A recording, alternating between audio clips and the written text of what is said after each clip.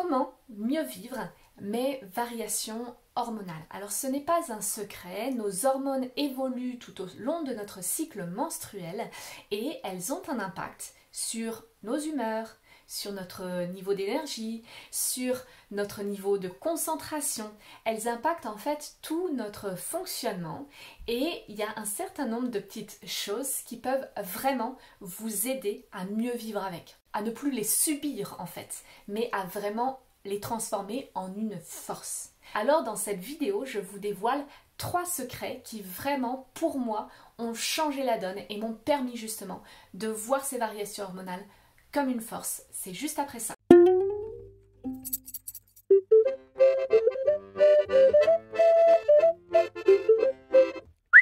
Ouais!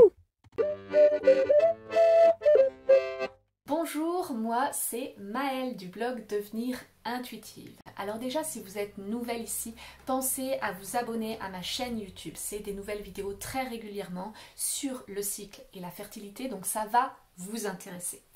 Et si vous êtes déjà venu et que mon contenu vous plaît, alors surtout l'étape suivante, c'est de télécharger mon livre offert, les 5 clés du cycle féminin.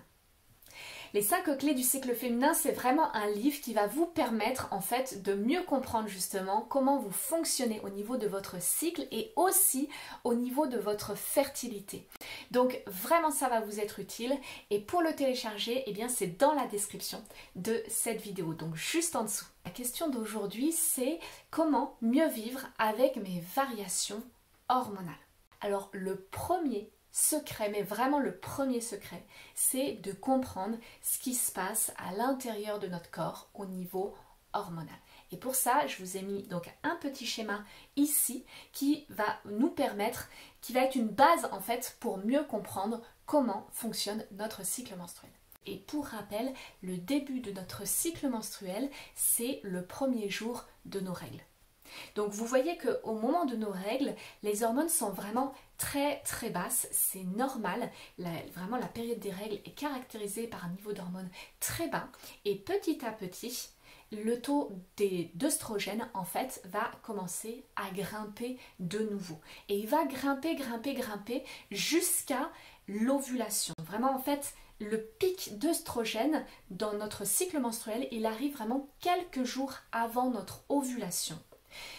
Et il est suivi par un pic de LH qui est une des hormones en fait qui est produite au niveau de notre cerveau et qui va dire maintenant il faut produire de la progestérone parce qu'on entre dans la deuxième phase de notre cycle menstruel et il faut préparer éventuellement une grossesse parce que c'est ça, à chaque fois qu'il y a une ovulation, le corps se dit peut-être qu'il va y avoir fécondation, donc on prépare tout pour une éventuelle grossesse.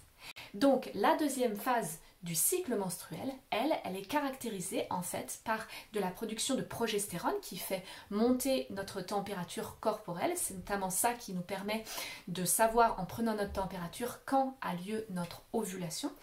Et cette progestérone, elle est aussi, vous pouvez voir, accompagnée quand même de la production d'œstrogène, mais en plus petite quantité normalement. En tout cas, ce que vous pouvez retenir là déjà, c'est que en première phase du cycle menstruel, eh bien, il y a une hormone qui est vraiment présente principalement, c'est donc les œstrogènes qui sont présentes principalement, alors qu'en deuxième phase du cycle menstruel, eh bien, il y a la progestérone et les œstrogènes, et donc il y a un peu un ratio entre les deux.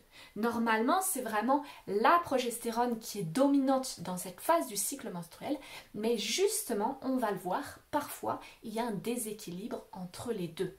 Et quand il y a ce déséquilibre, eh bien, qu'est-ce que ça donne? Ça donne un syndrome prémenstruel plus ou moins marqué, en fonction du déséquilibre. Si le déséquilibre est très marqué, eh bien, ça fait un syndrome prémenstruel très marqué. Donc potentiellement des sautes d'humeur, des grosses colères, des frustrations, des difficultés à prendre des décisions et puis aussi peut-être une baisse totale d'énergie, des désagréments au niveau physique, les seins tendus, des migraines, des ballonnements. Tout ce genre de choses est en fait dû à un déséquilibre entre œstrogène et progestérone.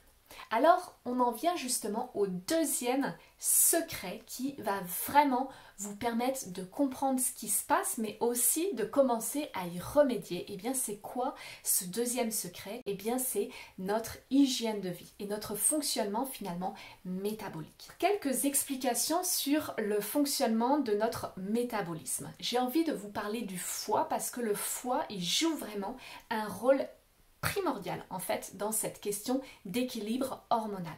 En fait, le foie, à l'intérieur du corps, il a deux missions principales. Une première qui est de réguler la glycémie, donc le taux de sucre en fait à l'intérieur de notre corps. C'est lui qui va gérer en fait si on a trop d'énergie, il va essayer de calmer un peu le jeu. Si on n'a pas assez d'énergie, il remet un petit peu de sucre en circulation. Et il va aussi avoir un rôle primordial en fait de détoxification, notamment par rapport aux hormones. En fait, il va rendre les hormones qui sont liposolubles, donc solubles dans l'huile à la base, il va les rendre hydrosolubles pour qu'elles puissent être évacuées facilement au moment, donc quand elles arrivent dans les intestins, dans le rectum et qu'elles sont prêtes à sortir sous forme de sel.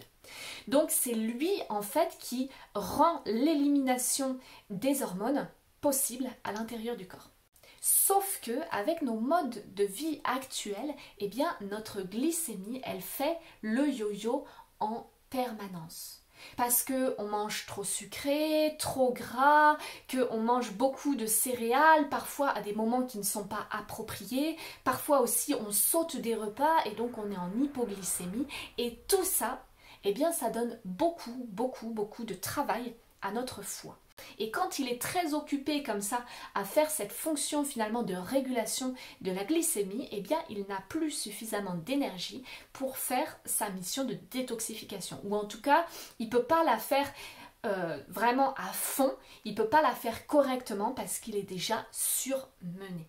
Qu'est-ce que ça fait? Ça fait que les œstrogènes, qui normalement sont censés être rendus hydrosolubles par le foie pour pouvoir justement être éliminés facilement, eh bien il n'a pas le temps de toutes les gérer et donc il y en a qui restent en circulation dans le corps alors qu'elles auraient dû être éliminées.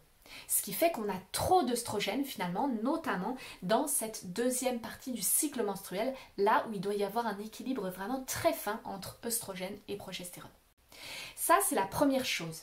Mais en plus, la deuxième chose qui ne facilite pas finalement cette question de l'élimination des œstrogènes, eh bien c'est que ça, c'était la première étape finalement, c'était l'étape du foie. Mais ensuite, les œstrogènes qui ont été transformés, qui sont prêtes à être éliminées, eh bien, elles passent par les intestins, elles arrivent au rectum. Et là, si on a une tendance à la constipation, si on est régulièrement constipé, eh bien, qu'est-ce qui se passe? Il se passe que ce qui est normalement censé être évacué, eh bien, ça ne l'est pas, en tout cas pas suffisamment rapidement. Et là, alors là, ça va peut-être vous étonner, mais en fait, il y a des choses qui sont dans les selles, qui sont censées être évacuées et qui en fait sont réabsorbées par la circulation sanguine.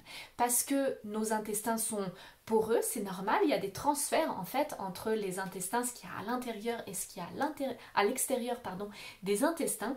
Et notamment, eh bien, les œstrogènes qui normalement étaient censés être éliminés, eh bien, parfois elles vont tout simplement être réabsorbées dans le corps parce que les selles restent trop longtemps dans le corps sans être évacuées.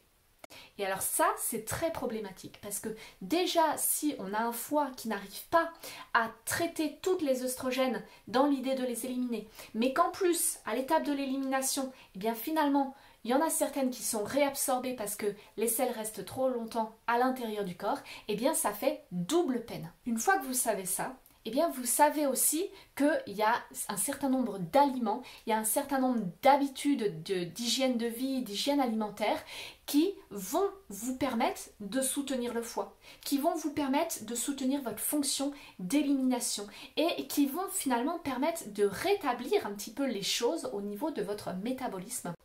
Donc si cette question-là de l'alimentation vous intéresse, eh bien déjà pour avoir de premiers éléments, je vous encourage à aller voir ma vidéo qui s'appelle Alimentation et cycle menstruel, mes 7 astuces, et qui vous donne déjà des conseils généraux sur la manière de faire évoluer un petit peu votre alimentation pour soutenir votre fonction hépatique, donc le fonctionnement du foie, et votre fonction d'élimination, donc au niveau des intestins. Ça, c'est le deuxième secret finalement que j'avais envie de vous transmettre. Et vraiment, moi, de comprendre ça, ça a été une grande révélation. Parce que je me suis rendu compte que finalement, notre santé, elle est vraiment à portée de main. C'est-à-dire, nous, en comprenant ce qui se passe à l'intérieur de notre corps, on peut vraiment agir dessus. Le dernier élément que j'avais envie de voir avec vous, le troisième secret qui vraiment, moi, a changé énormément de choses dans ma vie, eh bien, c'est mon rapport à mes émotions.